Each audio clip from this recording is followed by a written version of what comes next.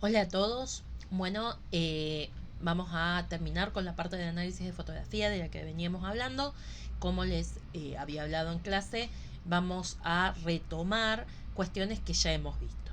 Bien, dentro de los códigos de los que habíamos hablado, nosotros tenemos los códigos sonoros, de los que ya hablamos en clase, los códigos sintácticos que tienen que ver con la parte de montaje, que vamos a ver en un siguiente video, los códigos protofílmicos que tienen que ver con la parte de dirección de arte, que también lo vamos a ver en su propio video, y hoy nuevamente nos vamos a concentrar en los códigos visuales, que tienen que ver con la parte de fotografía dentro de lo que es el cine. Este viejo cuadrito que lo habíamos visto en cuarto año, está adaptado en este caso para poder analizar lo que tiene que ver específicamente con cine, ¿sí? Vamos a tener dos partes, una parte que es el análisis técnico y una parte que es el análisis de contenido. Dentro del análisis de contenido vamos a tener la descripción evidente, objetiva de lo que hay en imágenes, quiénes están, qué están haciendo, cómo, dónde, ¿sí? Sin valoraciones subjetivas. Y luego vamos a tener el análisis connotativo, en donde sí hacemos las valoraciones subjetivas y donde leemos qué es lo que ese personaje o ese director ha querido decirnos. Dentro del material que les he dejado en el área de fotografía hay algunos ejemplos de estas formas de análisis, ¿sí? Les he dejado diversos ejemplos en cada una de las áreas, así que les van a venir muy bien. Eh, en clase nosotros estuvimos viendo el análisis técnico, repasando algunas de estas áreas. Estuvimos viendo lo que tenía que ver con la elección, la decisión de hacer una película en blanco y negro o color, la decisión de la naturaleza de la imagen, si va a ser animada. En el caso de que sea animada hay muchas variantes posibles, o si va a ser una película de acción real, y aún las películas de acción real tratan muchas veces de incorporar efectos que son de forma animada. Qué formato se va a utilizar según el soporte en el que lo estemos viendo. Este formato va a variar, ¿sí? Tanto en cine, que tradicionalmente es horizontal, pero también podemos tener el IMAX con sus formatos cuadrados, o podemos tener un cine más panorámico. Así que va a variar, como aquellos que son para redes sociales, en donde los formatos son múltiples, ¿sí? Vamos a tener todo lo que tiene que ver con planos y ángulos, que lo hemos trabajado y han sacado muchas fotos, así que espero que los recuerden a todos.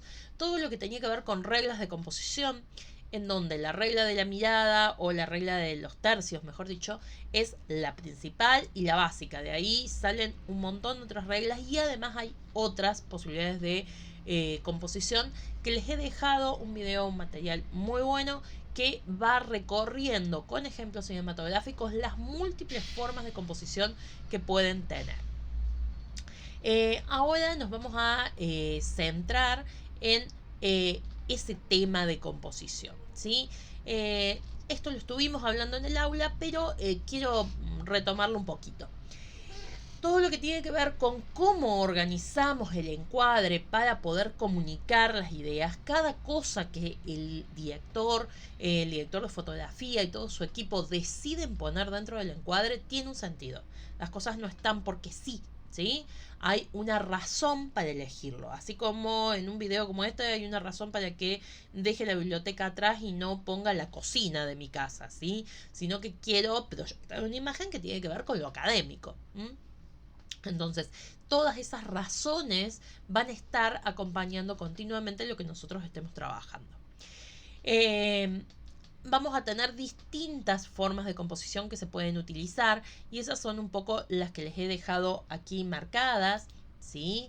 Donde nosotros podemos tener formas simétricas o asimétricas, vamos a tener formas con equilibrio o no. Todos estos temas los hemos trabajado desde cuarto año, y acá la idea es que ustedes los pongan en juego para analizar las películas que les toquen, ¿sí? Ver si utilizan punto geométrico, que es esta imagen central en donde nos da la sensación de soledad absoluta o de algo muy vacío. Vamos a tener también la forma de las líneas, y vamos a utilizar líneas sugeridas, perdón, horizontales, verticales o curvas o diagonales. Si están aplicadas las reglas de composición tradicionales, Todo eso es lo que ustedes van a tener que revisar. Y en este material, que era el que yo les decía, está, me parece realmente muy bueno, en donde tiene un montón de ejemplos sobre cómo se utiliza la composición en cine, que les van a ser muy útiles y que les recomiendo que vean completo antes de comenzar el análisis de sus películas, porque realmente les va a mostrar qué es lo que se espera para hacer en este ítem. Eh, Luego nos vamos a la iluminación. Y nosotros habíamos hablado allá en cuarto año que cuando hablamos del análisis de iluminación vamos a tener algunos factores específicos que considerar. Primero, si se trabaja con luz natural o con luz artificial. Es una decisión y es algo que el director puede optar, ¿sí? Seguramente para esto van a tener que investigar un poco sobre la producción de la película y sobre cómo se filmó. Pero por ejemplo hay películas como Llamada Mortal, que está filmada toda con luz natural, transcurre toda dentro de una cabina de teléfonos en pleno Nueva York. Y para poder filmar en este lugar con grandes edificios, oscuro, entonces se trabajó con pantallas gigantes a los costados, colgadas de los edificios, que iluminaran hacia el lugar donde estaba el personaje principal, ¿sí? Entonces es una decisión. La textura de la imagen va a ser totalmente distinta si es una luz artificial a si es una luz natural. Y también si la clave de iluminación ha pretendido ser realista o no. ¿Sí? Y esto va a tener mucho que ver con la estética y la temática de la película que se esté trabajando. Otro factor importante, fundamental en el trabajo con iluminación, tiene que ver con la dirección. Si estamos trabajando con luces frontales, laterales, cenitales, todo esto lo estuvimos viendo allá en cuarto año, así que repasen esa parte de los apuntes. Cada uno de ellos va a generar una sensación distinta. Recuerden que una vez que trabajamos en cine, es muy raro que tengamos una sola fuente de luz. Por lo general hay una fuente dominante de luz, que es la luz principal, y una serie de luces que rellenan o complementan esa iluminación. Entonces lo que vamos a identificar es la luz principal que marca el efecto de luz, ¿sí? Hay fuentes de luces que están justificadas dentro del espacio dramático, ¿sí? Por ejemplo, si estamos viendo esta pequeña pantalla en donde me ven a mí, van a ver que hay una luz natural que entra por la ventana, ¿sí? Pero quizás si pusiéramos todo oscuro y una luz cenital desde aquí y encima en color rojo, es una luz totalmente arbitraria, algo que no está pensado, que no está dentro de la diégesis que se está planteando, sino una luz efectista, fantástica. Dentro de los efectos nosotros trabajamos con dos solamente, aunque hay muchos más, pero con que, igual que trabajábamos en cuarto año, con que podamos diferenciar estos dos grandes extremos es suficiente, lo que es el efecto brillante y el claroscuro. Recuerden que el brillante era un efecto que tenía mucha luz, que en general transmite sensaciones de alegría, de satisfacción, de plenitud, y en cambio el efecto claroscuro es un efecto en donde hay sombras muy marcadas, contrastes muy fuertes, en donde la clave y de iluminación en general es baja, en donde por lo general se está trabajando misterio, suspenso, violencia. Y después teníamos la calidad de la luz, ¿sí? Que habíamos hablado de luces duras, que eran aquellas que generaban sombras muy marcadas, o luces difusas, como la que están viendo en este momento que me ilumina a mí, en donde las sombras se diluyen, incluso en este caso casi quemado el rostro, o semidifusas, que son las luces intermedias, en donde vemos ciertas sombras, pero esas sombras no están tan marcadas. Todo lo que tiene que ver con la iluminación van a influir muchos factores, no solo las luces que ponemos, su distancia, sino también la óptica que se está utilizando en la cámara, la sensibilidad de la película en el caso de que se use película, o la sensibilidad que se le pone en los sensores en el caso de que sea cámara digital. El espacio en donde se ubica la acción, ¿sí? No es lo mismo ubicar la acción en una ciudad con una determinada colorimetría, con luces de determinado color, que de noche sí iluminada, a ubicarla en el campo. También el tiempo en el que se está representando, hay luces que son muy puntuales. Por ejemplo, si estamos hablando de una película de época, lo más probable es que si esa época es en Inglaterra en invierno, pongamos luces muy azules, muy contrastadas, muy duras, para remarcar la época. Y en cambio, por ejemplo, en los años 70 se trabaja muchísimo con luces claras, con luces apasteladas y cálidas. El género de la película, que también marca este tipo de iluminación, una comedia romántica va a tener siempre un efecto brillante, con mucha luz, colores saturados y claros, y en cambio una película de suspenso va a trabajar en un claro oscuro, con una clave baja de luz, que transmite esas sensaciones. El vestuario, el estilo de narrativa, qué es lo que nos está contando el personaje, qué es lo que nos está contando el director, todo esto va a influir en la iluminación. Y ustedes, cuando analicen la iluminación, van a fundamentar las decisiones que ha tomado el director en base a todos estos factores. Otro de los factores importantes dentro de lo que es fotografía es el color. Si volvemos a recordar lo que analizábamos de color, vamos a tener que eran 3 los factores que nosotros tomamos a la hora de analizar el color.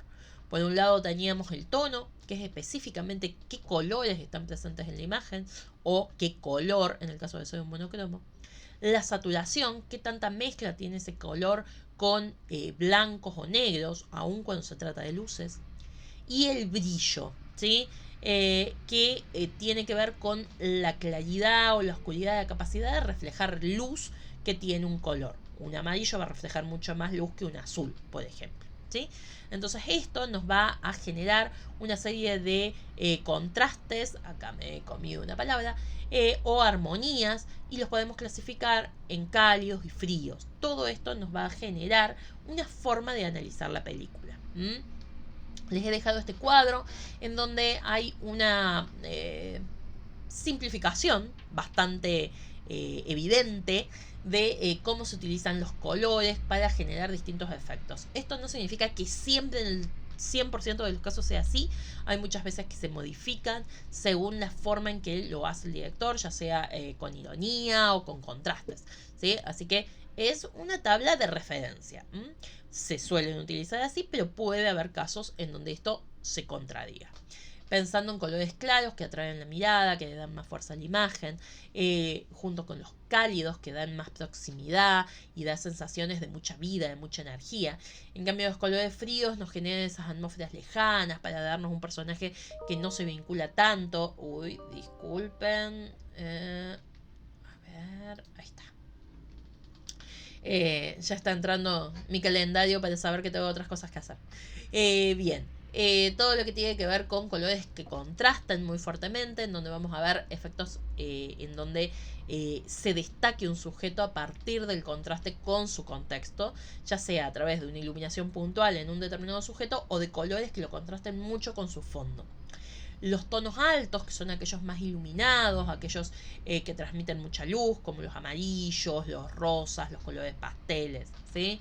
Y en cambio, junto con los fondos claros, que van a dar en general ambientes de alegría, fíjense en la película Intensamente Actual, los colores que tiene cada uno de los personajes, y van a ver cómo cada uno de esos colores nos están transmitiendo emociones distintas que caracterizan al personaje, ¿sí? Y son bien evidentes en ese caso.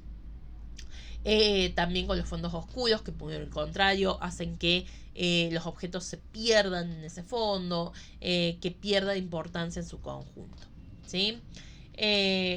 Otro cuadrito que les he dejado relacionado con lo mismo tiene que ver con los patrones de color según la temática o el estilo de fotografía que se esté trabajando. Si nosotros queremos un estilo muy artístico, muy pictórico, que trate de evocar cuadros o escenas artísticas, por lo general en lo que tiene que ver con películas de época, vamos a utilizar estos conceptos, ¿sí? Esto les va a permitir utilizar un vocabulario específico para lo que están tratando de decir. Como les decía, cada época histórica también tiene su propia atmósfera cromática con colores que lo caracterizan, colores más fríos, colores más cálidos, más azulados, más elevados, ¿sí? Por ejemplo, Si estamos representando el medioevo, no es lo mismo representar a los vikingos que están al norte, y entonces por lo general vamos a tener un estilo más frío de luz, muy contrastada, que representar a los turcos que están en el medio del Mediterráneo o al sur de España, en donde vamos a tener colores mucho más brillantes, con mucho sol, colores cálidos, ¿sí? Y la atmósfera que se va a representar va a ser totalmente distinta. Los colores simbólicos, ¿sí? Películas como Amélie, por ejemplo, en donde los colores tienen una carga simbólica muy fuerte, fuertemente asociada a la psicología de los colores, ¿sí? Y aquellos colores que tienen que ver con la psicología de cada personaje. Por ejemplo, cuando presentaron las análisis de las películas, algunos grupos hablaron de cómo fue evolucionando el corte de pelo en Eterno Resplandor de una mente sin recuerdo, en el caso del personaje femenino, cómo iba cambiando el color de pelo según su estado psicológico. Todo esto son decisiones que se toman para poder transmitir las ideas que queremos contar. Este material es para que les sirva de referencia y para que puedan utilizarlo en los análisis de las películas que les tocan. A continuación, espérenme, ahí está. Les he dejado otro material en video que van a poder mirar. Es un material que trabaja muy bien la recopilación de escenas que están asociadas por su paleta cromática, ¿sí? Y que tratan de transmitir sensaciones similares con colores similares. Así que les recomiendo que lo vean, les va a ser muy útil para el análisis. En este sentido, algunos ejemplos, los colores fríos, ¿sí? Cuando están dominando alguna película, dentro de una misma película, como por ejemplo en el caso de Amélie, va variando la paleta continuamente.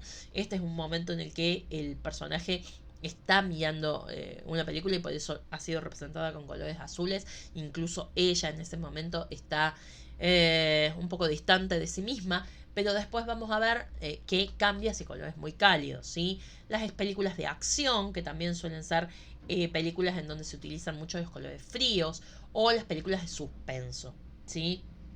Y en el otro extremo tenemos los colores cálidos que se pueden utilizar normalmente para escenas que son más intimistas, como en este caso, en donde las emociones son más fuertes, o escenas en donde también se puede producir violencia cuando son muy extremos, ¿sí? Quiero compartir con ustedes este ejemplo, ¿sí? Que este lo vamos a ver en vivo. No importa si no escuchan bien el audio, es una escena de perdón, de la vieja película Mago de Oz, que se las voy a ir comentando, en donde la escena inicia en blanco y negro, ¿sí? Fue una decisión del director comenzar la película en blanco y negro para que cuando ella entrara al reino de Oz, esto cambiara y se transformara en una escena en colores. Entonces la vamos a ver a ella en el mundo real, con su perro, en la granja, con los tíos, ¿sí? Recuerden que el Mago de Oz es una fábula fantástica. Y aquí comienza a cantar y a tratar de recordar esos lugares, ¿sí? Dentro de eso vamos a ver cómo comienza esa canción, cómo va evolucionando la canción hasta que llega la tormenta. Lo vamos a adelantar un poquito.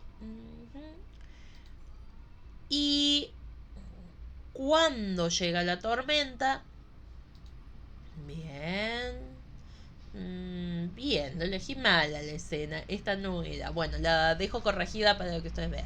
Cuando llega la tormenta, ella viaja en la casa y cuando abre la puerta del lugar donde cae la casa, el lugar en el que está es totalmente de colores, ¿sí? A partir de eso, en la filmación lo que se hizo fue armar un escenario en blanco y negro, a ella vestirla en blanco y negro, se va hacia atrás de la cámara y cuando hable entra con un vestido ya en colores en el mundo real e ingresa a ese mundo totalmente colorido que es el mundo de Oz, ¿sí? A ver si nos sale bien esto que estoy por hacer. No, bien, bueno. Les voy a dejar corregida la escena para que la puedan ver. Este es un material que también me pareció muy interesante, en el que hablan sobre el uso de color en el cine, que van a poder consultarlo y que tiene muchos ejemplos de cómo utilizar el color como parte del lenguaje y también les va a permitir hacer un buen análisis de sus películas. Otra cuestión que vamos a tener, y que esta fue la que más lamenté no poder trabajar con ustedes en el aula, porque es muy importante, tiene que ver con la diferencia entre plano, escena y secuencia, ¿sí? El plano es la unidad más pequeña de significación que nosotros tenemos dentro de la construcción narrativa, ¿sí? Nosotros dentro de un plano vamos a tener un específico plano en el sentido de qué espacio se selecciona, pero cada vez que la cámara corta de grabar, cambiamos de plano, ¿sí? Al mismo plano lo puedo filmar varias veces. En ese caso estoy hablando de la cantidad de tomas que realizo sobre un mismo plano, que tiene que ver con lo narrativo. Una escena es una unidad de tiempo y o espacio. Cada vez que cambia el tiempo y o el espacio, cualquiera de las dos cosas o las dos, cambiamos de escena. ¿Por qué? Porque esto es para poder filmarlo. Entonces, por ejemplo, una película como Harry Potter, ¿sí? Tenemos una escuela reconstruida que está en un montón de lugares distintos de Inglaterra, ¿sí? Se han utilizado la biblioteca de un lugar, los pasillos de otro, escenarios recreados. Entonces, cada vez que él pasa de un espacio a otro, aun cuando venga charlando y la charla continúe, la escena cambia. Veamos un ejemplo, pensemos un ejemplo. Vamos a filmar la llegada de ustedes al colegio, ¿sí? A la mañana. Entonces llegan a la mañana. Se bajan del auto o del remis o llegan en la bici, no sé, es lo que quieran, pero tenemos el frente de la escuela. Ahí tenemos una escena. Otra escena será adentro del salón, cuando forman. Otra escena será en el pasillo de la escalera. Otra escena será en el patio interno y otra escena será cuando llegan al aula. Aun cuando ustedes mantengan todo un mismo diálogo en todas esas escenas, ¿sí? Otra cuestión en ese caso porque cambia el espacio, ¿sí? Aunque sean escenas contiguas. En cambio, voy a filmar una escena cuando empieza la mañana, en capilla, a las 7 de la mañana, todo oscuro, cortinas cerradas, todos abrigados, y después vemos, corta la toma y en la siguiente toma es mediodía, el sol está a pleno, están guardando las cosas, el aula ya está desordenada, se han sacado un poco de los abrigos y están guardando todo para irse, ¿sí? Ahí cambió el tiempo. También cambia la escena, aun cuando no cambió el espacio, siguen en la misma aula. Cuando hablamos de secuencia, estamos hablando de una unidad narrativa, en donde tiene su inicio, introducción y desenlace. Por ejemplo, la entrada a la escuela que les decía hace un rato. Podemos tener 4 o 5 escenas adentro o podemos tener una sola, ¿sí? Todo va a depender de cómo está contada la historia, ¿sí? En este tipo de situaciones tenemos, por ejemplo, cuando se está filmando, si todo sale bien, ¿sí? Bien. Esta es una situación de backstage de Stranger Things, ¿sí? En donde vemos cómo filmaron distintas tomas. Esto que les decía es el mismo plano, pero varias tomas distintas. En estas son tomas cómicas o errores que han tenido, ¿sí? Por eso habla de tomas falsas. Entonces, por ejemplo, ahí se levanta la puerta, es el plano, se les plantó la puerta, cortan, ¿sí? Ahí tenemos un plano específico y vamos a tener varias tomas, ¿sí? Que se representan cada vez que él se tienta, cortan, vuelven a empezar la filmación. Bueno. Para que entiendan esta idea de toma. La toma es cada vez que yo grabo efectivamente, pero el plano, voy a estar hablando del plano efectivo. Siempre es el mismo, aunque se equivoque 20 veces y lo vuelva a hacer 20 veces al mismo plano. Les he dejado acá un material en donde tienen ejemplos de escena, plano y secuencia y toma, así que es muy útil que lo vean para que lo puedan practicar. Esto lo vamos a volver a repasar cuando nos veamos porque es un tema que me interesa que les quede claro a todos, ya que cuando ustedes filmen van a tener que separar en escenas, planos y tomas. Algo particular dentro de lo que tiene que ver con fotografía tiene que ver con el eje de acción. Cuando hablamos del eje de acción, que acá les he dejado un ejemplo, ¿sí? Lo vamos a poner en play. Allí está.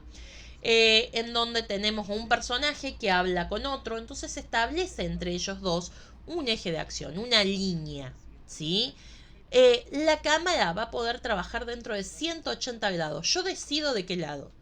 Pero 180 grados para un lado o para el otro. Si yo quiero saltar ese eje, lo que va a producir es una sensación de extrañamiento y va a parecer que la persona cambió de lugar o está hablando hacia el otro lado. Todo lo que yo encuadro es lo que está dentro del campo, ¿sí? Y puedo poner un personaje que aparentemente está totalmente solo y por fuera del campo hay un montón de otras cosas que están pasando, ¿sí? Entonces, aquello que está dentro y fuera de campo lo decido yo. Y eso va a ser algo que influya mucho en el tipo de representación que voy a tener. Por ejemplo, un personaje que se siente totalmente solo, aún en el medio de la ciudad, escucha a la gente que pasa, los ruidos de los autos, pero él está metido en sí mismo, entonces lo vemos solamente a él. Por ejemplo, acá, ¿sí? Acá tenemos las dos cosas funcionando, el fuera de campo y el eje. Un personaje que mira por la ventana con su cámara y después se establece qué es lo que está mirando. Yo podría no mostrar nunca qué está mirando, como por ejemplo en algunas escenas de Friends, en donde se dice que ellos miran cosas, pero nunca lo vemos a través de esas ventanas. O puedo, como en este caso, que es son fotogramas de la película de Ventana Indiscreta. A partir de eso, él ve lo que está pasando enfrente y puede ir siguiendo a este personaje. Les he dejado acá otro ejemplo que trabaja mucho con el uso de fuera de campo en fotografía, que les va a servir para analizar sus propias películas. Y uno de los últimos temas que vamos a tener, estos son temas que no hemos visto en cuarto año, son temas específicos que tienen que ver con la fotografía cinematográfica, ¿sí?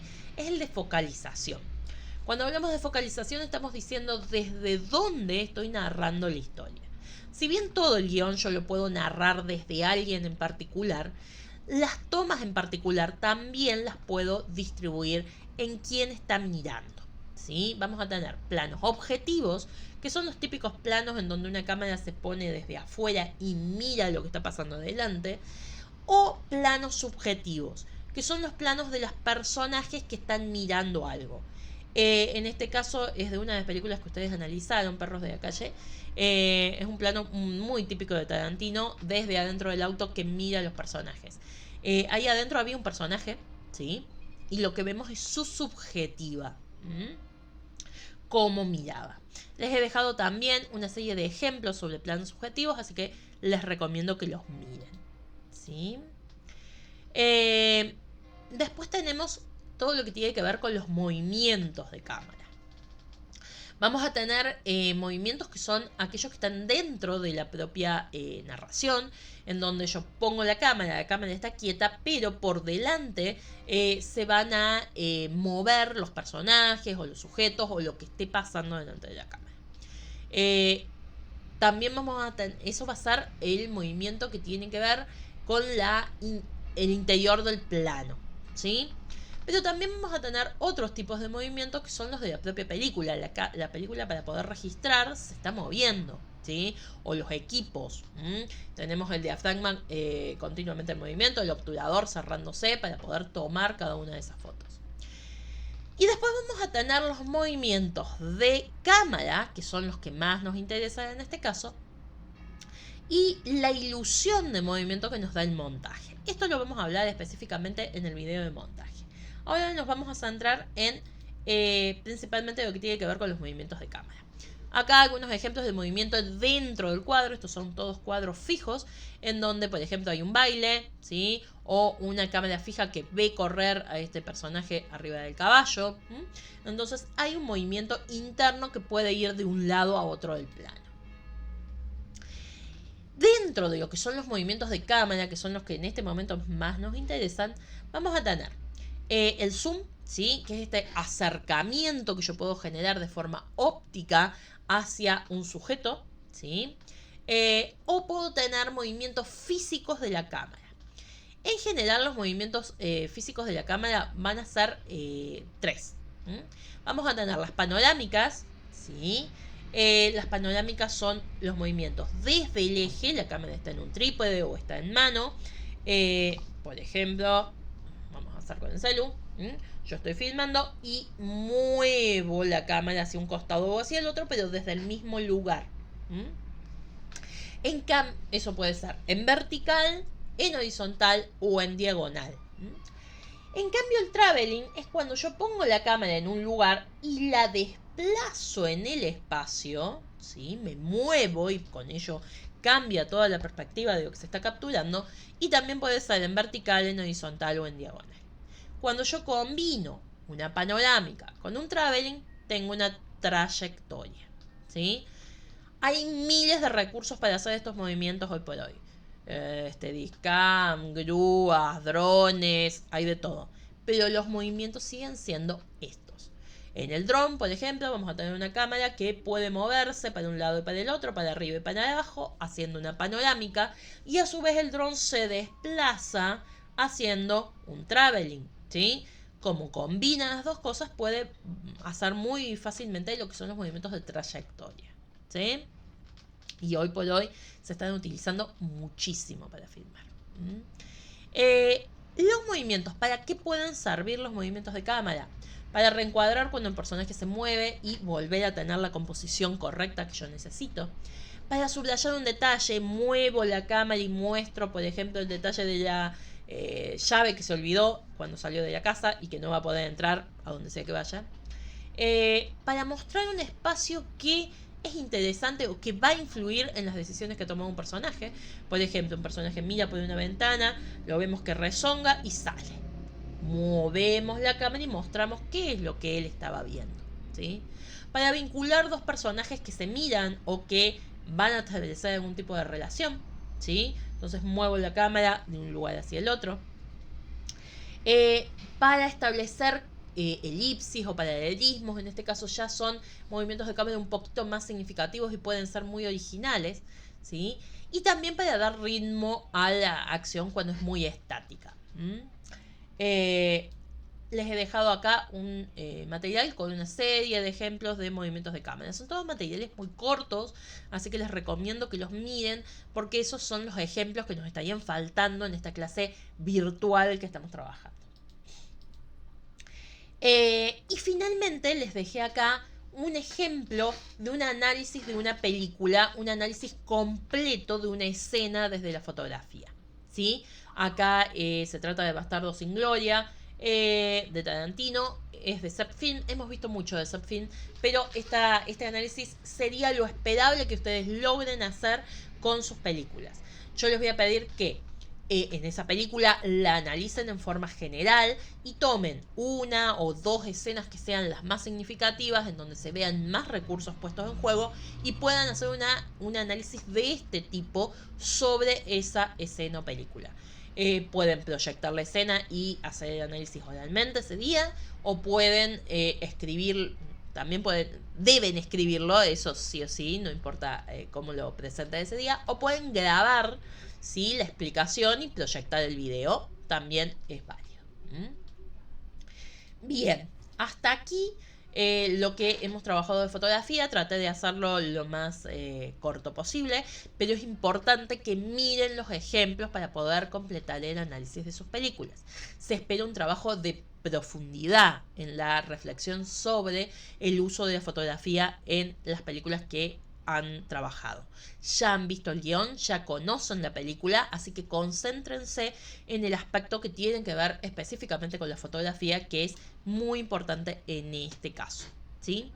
Bueno, gente, muchas gracias y nos estamos viendo en el siguiente video. Un saludo.